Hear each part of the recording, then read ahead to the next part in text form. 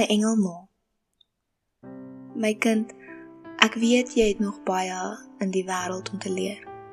Jy is bang vir al sy vereistes, chaos en seer, en ek weet jy kort iemand om jou te beskerm en te dra. Daarom gee ek jou 'n onderwyser, 'n dokter, 'n bediende, 'n leraar. Ek gee jou 'n engel. Maar noem haar sommer ma. Sy het egte sagte oë, maar 'n baie sagter hart. Daar is geen foute wat jy kan maak wat haar liefde vir jou weg sal vat. Wees versigtig met haar emosies. Dit is ek wat haar trane moet vang. Jy verdien haar nie. Sy is aan jou geskenk.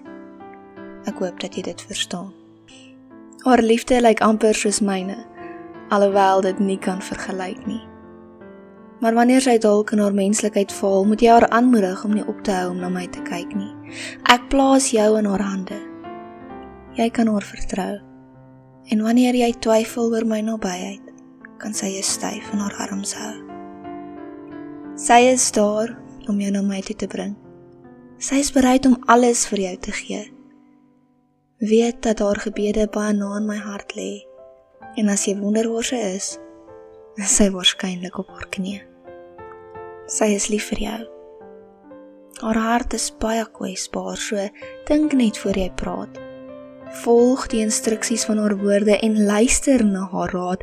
My liefde vloei direk in haar are, so sy sal weet hoe om jou te lei. Al haar wysheid en haar leiding kom direk van my.